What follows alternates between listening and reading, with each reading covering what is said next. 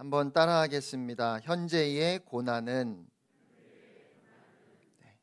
우리가 로마서 말씀을 계속해서 함께 나누고 있습니다. 오늘은 방금 봉독한 말씀을 가지고 현재의 고난은 이라는 제목으로 오늘 우리의 삶을 좀 다시 들여다보고 점검할 수 있기를 원합니다.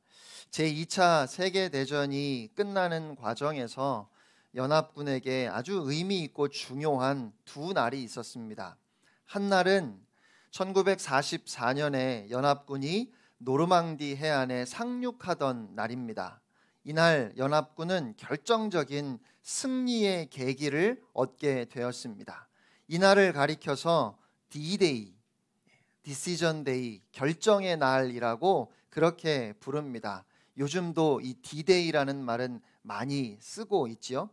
그러나 이 D-Day가 지났다고 해서 전쟁이 끝난 것은 아니었습니다. 오히려 연합군은 그날부터 시작해서 독일군의 가장 격렬한 저항을 받게 됩니다.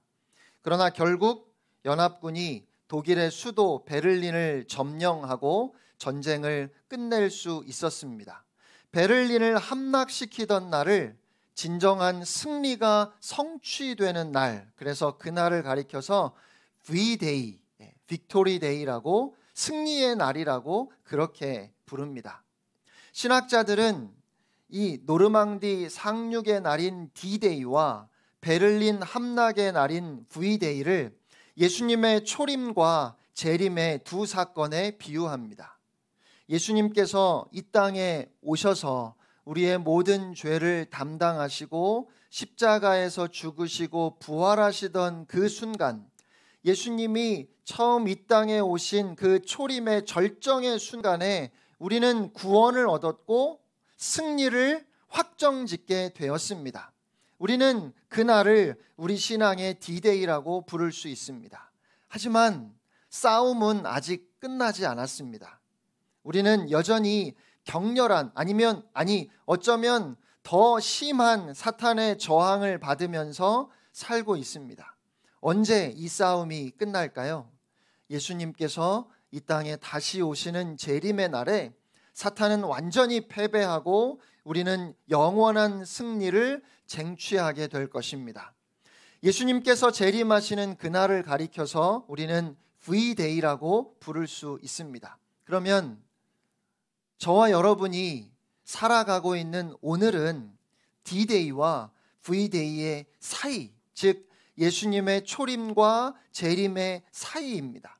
그래서 우리는 예수님을 통해서 죄사함의 기쁨과 구원의 감격을 경험하고 하나님의 놀라운 은혜 속에 살고 있지만 또 한편으로 아직도 영적인 싸움을 계속하고 있습니다.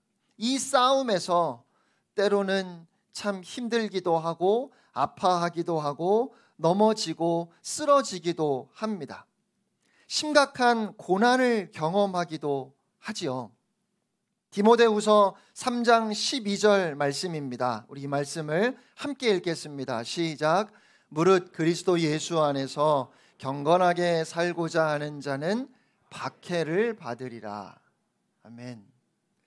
예수님을 잘 믿으면 주의 말씀 안에서 경건하게 살고자 하는 자는 형통하리라, 복받으리라, 장수하리라, 다 잘되리라 이렇게 말해도 믿을까 말까인데 성경을 보면 그리스도 예수 안에서 경건하게 살고자 하는 사람이 박해를 받는다고 말씀하시니까 여러분 이러면 누가 예수님을 믿으려고 할까요? 세상에 누가 박해받는 것을 좋아하겠습니까? 그런데 이것이 분명한 사실이고 그래서 오늘 우리에게 필요한 것은 핍박을 각오하는 믿음입니다. 더 나아가서 순교를 각오하는 믿음이 오늘 우리에게 있어야 합니다. 세상에서 성공하고 잘 되기 위해서 예수님을 믿는 것은 엄밀히 말해서 진정으로 예수님을 믿는 것이 아닙니다. 우리가 정말 예수님을 믿는다면 우리는 이미 다 충분히 행복해진 겁니다. 우리가 받을 복을 다 받았습니다. 죄사함을 받았고, 의롭다 인정을 받았고, 하나님의 자녀가 되었고, 영원한 하나님 나라의 상속자가 되었습니다. 영생을 얻었습니다. 주님이 우리에게 찾아오셨고 우리 안에 오셔서 이제 영원히 우리와 함께 하십니다. 그러면 무엇이 더 필요할까요? 우리는 예수님 한 분만으로 충분합니다. 그러므로 사랑하는 성도 여러분, 이제는 우리가 정말 정신을 차려야 합니다. 우리는 늘 자기 생각, 자기 문제에 빠져서 주위를 돌아보지 못할 때가 많습니다. 어떤 생각에 골똘히 파묻혀 운전을 하다가 앞으로 가야 한다는 것도 잊어버리고 가만히 서 있는데 어느 순간 정신을 차리고 보면 저 때문에 가지 못하는 차들이 뒤에 줄을 지어 서 있습니다. 여러분은 오늘 어떤 생각을 하고 계십니까? 하나님께서 나에게 주시는 축복은 어디에 있을까? 왜 하나님은 나를 부자로 만들어주지 않으실까? 왜 하나님은 나에게 좋은 직장을 주지 않으실까? 혹시 그런 생각을 하고 계시지는 않습니까? 그런데 오늘 성경을 보니까 피조물들이 저와 여러분을 향해서, 우리를 향해서 도대체 뭘 하고 있는 거냐고, 정신을 좀 차리라고 그렇게 짜증을 내고 있는 것 같습니다. 19절 말씀 우리 함께 읽겠습니다. 시작. 피조물이 고대하는 바는 하나님의 아들들이 나타나는 것이니. 아멘. 여기서 피조물은 우리를 제외한 하늘의 해와 달과 별, 땅과 모든 동물, 식물들을 가리키지요. 그 피조물들이 하나님의 자녀들이 나타나는 것을 고대하고 있다고 말씀합니다. 하나님의 아들들이 나타난다는 이 말씀은 물론 궁극적으로는 우리 주님이 다시 오시는 재림의 날을 가리키기도 하지만 동시에 오늘 우리가 정신을 차리고 정말 하나님의 자녀답게 하나님의 자녀다운 모습으로 그렇게 이 세상 가운데 나타나기를 고대한다는 의미입니다. 결혼식 날이 되면 모든 사람들이 다 신부의 아름다운 모습을 보고 싶어 합니다. 그런데 막상 신부가 자기가 신부인 줄도 모르고 부엌에서 일을 하고 있다면 주변의 사람들이 야단을 칠 겁니다. 도대체 신부가 뭐 하고 있는 거냐고, 정신 차리라고. 모든 손님들이 신부의 아름다운 모습을 보려고 다 기다리고 있는데 여기서 이러고 있으면 어떡하느냐고 그렇게 얘기하지 않겠습니까? 온 세상이 기다리고 있는 것은 아름답고 순수한 그리스도의 신부의 모습이고 하나님의 자녀들의 모습입니다. 그런데 우리는 너무도 부끄럽게 그렇게 온 세상이 우리를 고대하고 있다는 사실을 깨닫지 못하고 엉뚱한 곳에서 쓰레기를 줍느라 정신이 없는 모습으로 살아가고 있는 것은 아닙니까? 썩어지고 더러워지고 낡아 없어질 것들을 어떻게든지 손에 쥐려고 한다는 말입니다. 아름다운 하나님의 자녀들의 모습이 아니라 돈에 정신을 빼앗긴 사람, 욕심에 눈이 뒤집힌 사람처럼 살아가고 있지는 않습니까? 그래서 모든 피조물들이 너무 답답해하면서 탄식하고 있습니다. 20절입니다. 피조물이 허무한데 굴복하는 것은 자기 뜻이 아니요 오직 굴복하게 하시는 이로 말미암음이라. 인간이 벌이는 허망한 짓들에 피조물들이 굴복당하고 있습니다. 자연이 인간의 허망한 욕심 때문에 속수무책으로 훼손되고 오염되고 파괴되고 있습니다. 아무리 맹수라도 사람이 총을 들고 사냥을 하니까 법으로 보호를 받아야 할 처지입니다. 호주에는 저도 직접 가보지는 못했지만 호주에는 악어를 보호하는 악어 보호구역이 있습니다. 말이 좀 이상하지 않습니까, 여러분? 악어를 보호하기 위해서 악어 보호구역이 왜 필요한 겁니까? 아무리 코끼리가 덩치가 크고 힘이 세다고 해도 사람들이 총을 쏴서 죽이고 그 상아를 잘라다가 팔아버리니까 인간이 잘 관리하고 더불어 살아야 할 그 피조 세계를 그렇게 죽음으로 몰아넣고 있으니까, 그래서 피조물들은 참 생명을 지닌 사람들, 풀 한 포기에도 경외심을 갖는 사람들, 피조 세계와 더불어 화평을 누릴 수 있는 하나님의 자녀들이 나타나기를 고대하고 있다고 오늘 성경은 우리에게 말씀합니다. 21절입니다. 그 바라는 것은 피조물도 썩어짐의 종노릇한 데서 해방되어 하나님의 자녀들의 영광의 자유에 이르는 것이니라. 썩어질 인간들에 의해서 썩어가는 이 세계에서 해방되어서 하나님의 자녀가 누릴 영원한 영광의 그 자유에 이르기를 피조물들이 원하고 있다고 말씀합니다. 22절 말씀입니다. 피조물이 다 이제까지 함께 탄식하며 함께 고통을 겪고 있는 것을 우리가 아느니라. 하나님을 믿는 우리는 그렇게 온 세상이 신음하고 있다는 것을, 피조물들이 우리로 인하여 탄식하고 고통을 겪고 있다는 것을 알아야 한다는 그런 말씀이에요.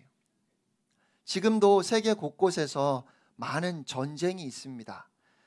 지난 2월 24일에 러시아가 우크라이나를 침공하면서 전쟁이 시작되고 벌써 300일이 가까이 되었습니다.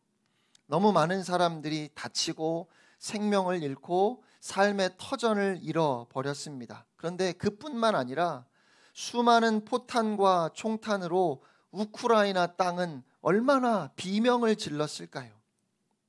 인간의 욕심 때문에 그 땅이 훼손당하고 죽어갈 때 우리 가운데 누가 그 땅이 지르는 비명을 들은 사람이 있습니까? 우리의 코를 자극하는 악취 때문에 우리가 괴로워하지만 오염된 공기가 지르는 비명을 여러분은 들으십니까? 공장 폐수로 썩어가는 그 강의 신음소리나 오존층의 구멍이 뚫린 하늘의 울음소리는 어떻습니까? 모든 피조물은 하나님께서 지으셨습니다. 만약에 여러분의 아버지가 빌딩을 지었는데, 생각만 해도 좋으신가요? 빌딩을 지었는데 누군가가 자기 마음대로 그 빌딩 유리에 흠집을 내고 벽을 무너뜨린다면 여러분 마음이 어떠시겠습니까? 여러분 어머니가 정성을 기울여서 아름답게 정원을 가꾸었는데 동네 아이들이 막 들어와서 함부로 밟고 싹들을 자르고 거기에 쓰레기를 버린다면 여러분의 심정은 어떠시겠습니까? 우리가 정말 하나님의 자녀라면, 하나님의 아들, 딸들이라면 하나님께서 창조하신 너무도 아름답게 하나님 보시기에 좋았을 그 아름다운 자연이 인간에 의해서 우리 때문에 허물어지고 파괴되고 신음하고 있는 것을 당연히 우리가 알아야 하지 않겠습니까? 요즘 세상이 교회를 욕한다고 하지요. 물론 말도 안 되는 모함으로 교회를 깎아내리는 사람들이 있습니다. 하지만 어쩌면 그것이 교회를 향한 이 세상의 탄식인지도 모르겠습니다. 믿는 우리가 정신을 차리고 진정으로 하나님의 자녀들답게 변화라는 겁니다. 왜냐하면 우리가 진정으로 하나님의 자녀의 모습을 회복하는 것이, 그래서 하나님의 자녀의 모습으로 이 세상에 나타나는 것이 모든 피조물들이 고대하는 이 우주의 소망이기 때문에 그렇습니다. 그것을 오늘 성경은 우리에게 말씀해 주고 있어요. 23절 말씀입니다. 그뿐 아니라 또한 우리 곧 성령의 처음 익은 열매를 받은 우리까지도 속으로 탄식하여 양자 될 것 곧 우리 몸의 속량을 기다리느니라. 아멘. 예수 그리스도를 믿음으로 우리는 의롭다함을 얻었습니다. 주님의 자녀가 되었다는 인치심을 받았습니다. 그럼에도 하나님의 자녀가 될 것, 곧 우리 몸이 해방될 것을 고대하며 기다리고 있다는 말씀, 무슨 뜻일까요? 우리의 몸이 허망한 욕심으로 하나님의 피조 세계를 파괴하고 있는데 우리가 단지 믿음으로 구원받았다고 말만 할 것이 아니라 피조 세계의 탄식과 비명을 듣고 이제는 이 땅을 회복시키고 이 땅을 살리는 진정한 하나님의 자녀가 되어야 한다는 의미가 아니겠습니까? 하나님이 나 구원해 주셨다고, 나는 이제 하나님의 아들이고 하나님의 딸이라고 거기에서 끝나는 것이 아니라, 그러니까 진짜 하나님 아버지의 자녀들답게 우리로 인하여서 이 세상이 회복되어져야 한다는 것을 오늘 성경은 말씀하고 있습니다. 24절로 25절 말씀 우리 함께 읽겠습니다. 시작. 우리가 소망으로 구원을 얻었음에 보이는 소망이 소망이 아니니 보는 것을 누가 바라리요. 만일 우리가 보지 못하는 것을 바라면 참음으로 기다릴지니라. 아멘. 아멘. 우리는 오늘 어떤 고난을 당한다 할지라도 소망을 품고 참고 기다려야 한다고 말씀합니다. 그런데 성경에서 기다리라 하시는 이 말씀은 아무것도 안 하고 가만히 있어서 언제 오시나 이러고 기다리는 것을 의미하지 않아요. 기다린다고 번역된 이 단어 속에는 아주 역동적인 에너지가 담겨 있습니다. 주님의 말씀에 순종하며 경우에 따라서는 적극적으로 대처하는 것을 의미합니다. 우리가 서론에서 살펴본 바로 이야기하자면 기다린다는 것은 핍박을 각오하는 믿음을 갖는다는 의미입니다. 기다린다는 것은 순교를 각오하는 믿음을 가지라는 그런 말씀이에요. 주님께서 우리에게 고난을 주신 이유가 이제 분명해졌습니다. 하나님의 자녀답게 온 세상을 구원하는 구원의 도구로 우리를 빚어가시는 겁니다. 고난이 없으면 우리는 늘 자신만을 위한 이기적인 삶에서 벗어나지 못합니다. 힘들고 어려운 시간들을 통해서 하나님 아버지께서 지으신 풀 한 포기 꽃 한 송이에도 생명에 대한 감동을 느끼며 비로소 생명과 더불어 평화를 누리게 되는 겁니다. 피조물을 사랑하지 않는 사람은 피조 세계에 있는 다른 사람도 사랑하지 못합니다. 피조 세계에 있는 다른 사람을 사랑하는 사람은 당연히 피조물들도 사랑합니다. 하나님께서 우리를 정말 남을 위해서 사는 그렇게 이타적인 그리스도인의 그 영광스러운 단계로 올려주시기 위해서 때때로 우리에게 힘들고 아픈 고난을 주시는 겁니다. 다윗은 많은 고난의 시간을 통과해야만 했습니다. 그가 잘못한 것이 없는데 사울 왕을 피해서 광야에서 도망자로 살아야 했던 시간이 무려 13년입니다. 그런데 그런 다윗이 고백합니다. 시편 8편 1절입니다. 여호와 우리 주여, 주의 이름이 온 땅에 어찌 그리 아름다운지요, 주의 영광이 하늘을 덮었나이다. 그 어려운 시간, 그 광야의 삶을 통과하면서 이제 다윗의 눈에는 풀 한 포기는 그냥 풀 한 포기가 아니었습니다. 작은 벌레도 그냥 벌레가 아니었어요. 온 피조 세계가 하나님의 이름과 하나님의 영광으로 뒤덮여 있었습니다. 그런 다윗이 어찌 피조 세계를 이유 없이 혹은 자신의 욕심을 따라 함부로 훼손하고 파괴할 수 있겠습니까? 피조물들이 그렇게 아름다운데 그 피조물들 중에서 가장 빛나는 인간은 그의 눈에 얼마나 영광스럽게 보였을까요? 저는 그래서 다윗이 그를 죽이려 했던 사울 왕을 용서할 수 있었다고 믿습니다. 그래서 다윗이 온 백성을 품고 사랑하며 백성을 위해서 헌신하는 왕이 될 수 있었다 믿습니다. 하나님께서 우리를 영광스러운 모습으로 변화시키기 위해 잠시의 어려움과 고난을 주십니다. 우리가 하나님을 믿음에도 왜 우리 육신에 병이 들까요? 어쩌면 그 이유는 간단합니다. 우리가 아픈 사람들을 이해하고 그 아픔에 함께 아파할 수 있는 그런 진정한 하나님의 자녀들이 되기를 바라시는 하나님 아버지의 마음이지요. 병들어 보지 않고는 병든 사람의 심정을 모르잖아요. 우리가 하나님을 믿음에도 왜 자녀들에게 문제가 생길까요?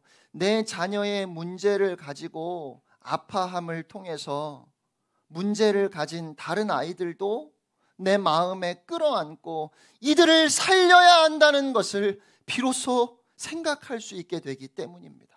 우리가 하나님을 믿음에도 왜 자꾸만 넘어지고 실패하고 여전히 가난한 것입니까? 우리 주변에 실패하고 가난한 사람들을 돌아보고 그들을 위한 삶의 자리로 한 걸음 더 나아가라고 하나님께서 그렇게 우리를 자극하시는 것 아니겠습니까? 하나님께서 아픔과 괴로움으로 우리를 찔러주시지 않으면 우리는 하나님을 믿는다고 하면서도 나 자신만을 위해서 살다가 허망하게 생을 끝내게 될지도 모르겠습니다. 그래서 하나님께서 오늘 우리에게 고난을 허락하십니다. 그런데 그러한 모든 고난을 견디게 하는 말씀이 있습니다. 바로 18절 말씀입니다. 함께 읽겠습니다. 시작. 생각하건대 현재의 고난은 장차 우리에게 나타날 영광과 비교할 수 없도다. 아멘. 예수님께서 제자들을 부르실 때 제자들은 그 길이 어떤 길인지 잘 몰랐지만 예수님은 분명하게 알고 계셨습니다. 예수님이 제자들을 부르셨던 길은 어떤 길이지요? 십자가의 길입니다. 순교자의 길입니다. 그런데 그런 길로, 고난의 길로 제자들을 부르시면서 글쎄요, 제가 보기에는 예수님은 조금도 미안해하시거나 주저하지 않으셨습니다. 아주 당당하고 분명하게 선포하셨습니다. 부자 청년이 예수님을 찾아와서 선생님, 제가 어떻게 해야 영생을 얻을 수 있을까요? 라고 물었을 때 예수님은 조금도 망설이지 아니하시고 너무도 분명하게 모든 재산을 다 팔아서 가난한 자들에게 나누어 주고 나를 따르라고 하셨습니다. 우리가 아는 것처럼 그 말씀이 부담스러워서 이 부자 청년은 예수님을 떠났습니다. 주님은 그 청년이 받아들일 수 있을 만큼, 그러니까 예를 들어서 재산의 10분의 1만 가난한 자들에게 나누어 주라고 그렇게 말씀하실 수도 있지 않았을까요? 그러나 그렇게 하지 않으셨습니다. 왜냐하면 예수님께서 그 젊은이를 사랑하셨기 때문입니다. 여러분, 이 말씀이 이해가 되십니까? 예수님께서 그를 사랑하셨기 때문에, 그래서 주님이 우리를 사랑하셔서 우리를 십자가의 길로, 고난의 길로 부르셨다는 사실이, 이 놀라운 진리가 깨달아지는 은혜가 오늘 여러분에게 있기를 주님의 이름으로 축복합니다. 그 길이 생명의 길입니다. 그 길이 영광의 길입니다. 그러니까 현재의 고난은 하나님께서 진정으로 우리가 얻기를 원하시는 그 놀라운 영광과 결코 비교도 되지 않습니다. 이진희 목사님의 광야를 읽다라는 책을 보면 우리의 인생은 산을 오르는 것이 아니라 광야를 지나는 것이라고 그렇게 말합니다. 제가 한 부분을 읽어드리겠습니다. 광야 길을 가는 것과 산을 오르는 것은 너무나 다르다. 산은 정상이 보인다. 그러나 광야는 끝이 보이지 않는다.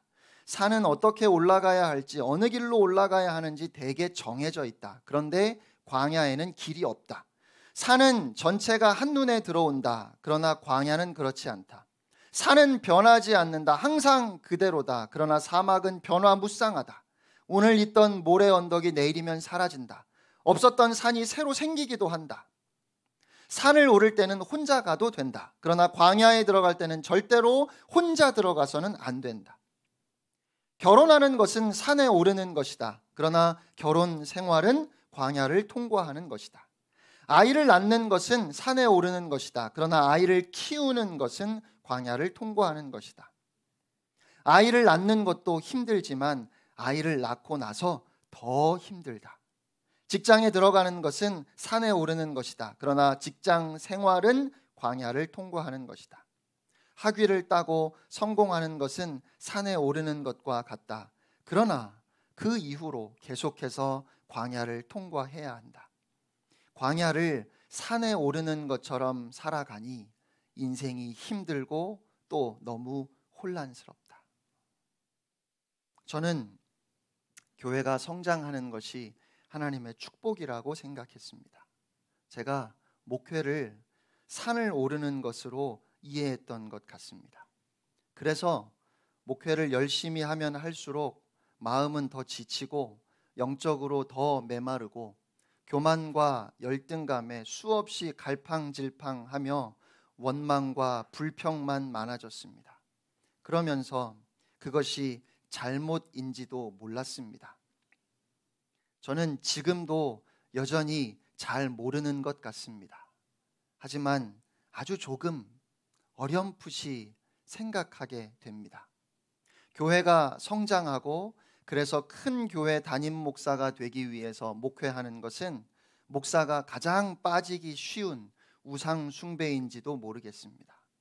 저의 목회의 목표는 교회가 성장하고 그래서 큰 교회 담임 목사가 되는 것이 아니라 저의 목회의 목표는 오직 더 하나님을 알아가고 주님과 더욱 친밀하게 동행하는 것이어야 합니다.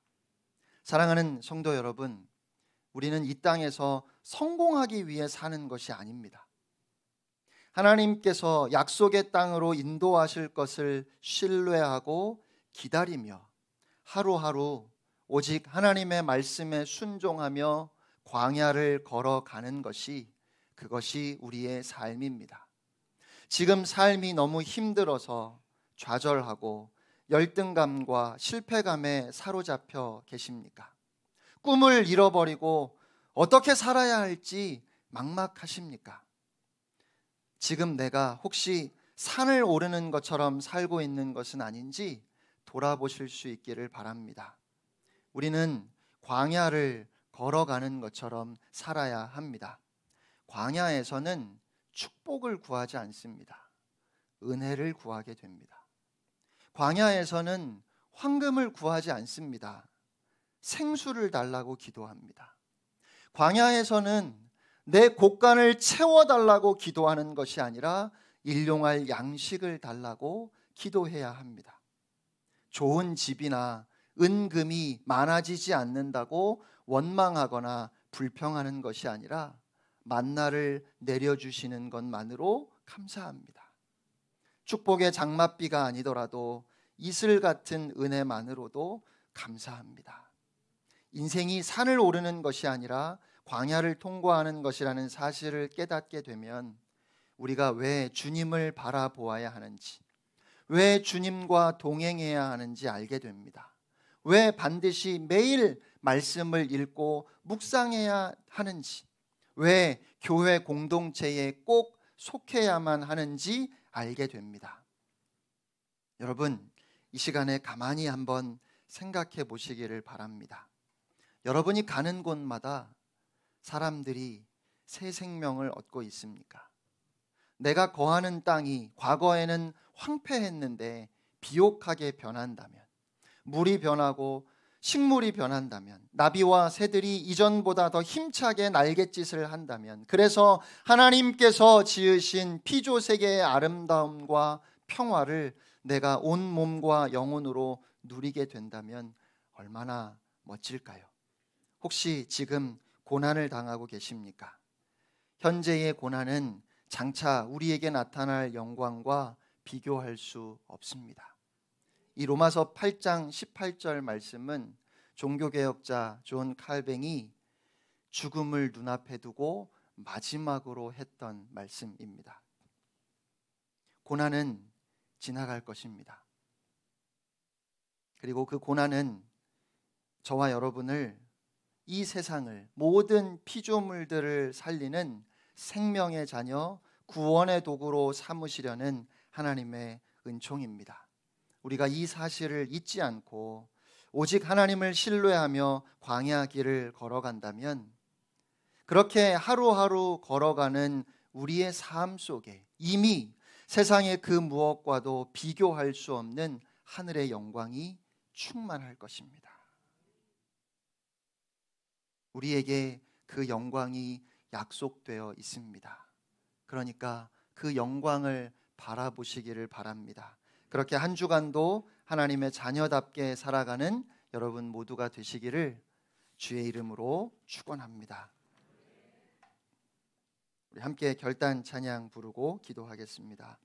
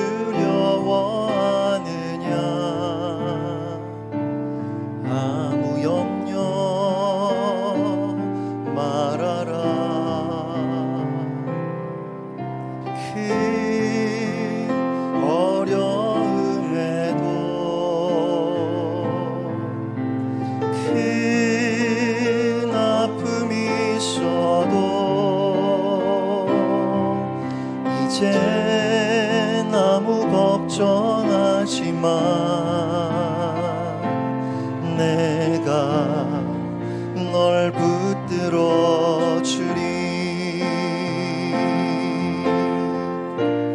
내가 너와 항상 함께 하리라. 내가 너를 지키리라.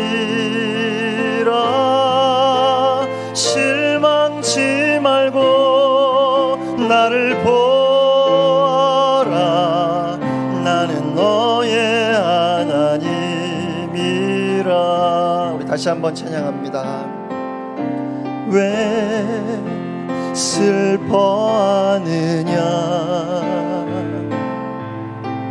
왜 걱정하느냐. 무얼 두려워하느냐. 아무 염려 말아라. 큰 어려움에도 큰 아픔이 있어도 이제 아무 걱정하지 마. 내가 널 붙들어 주리. 내가 너와 항상 함께 하리라.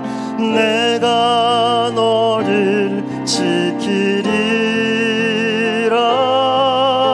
실망치 말고 나를 보아라.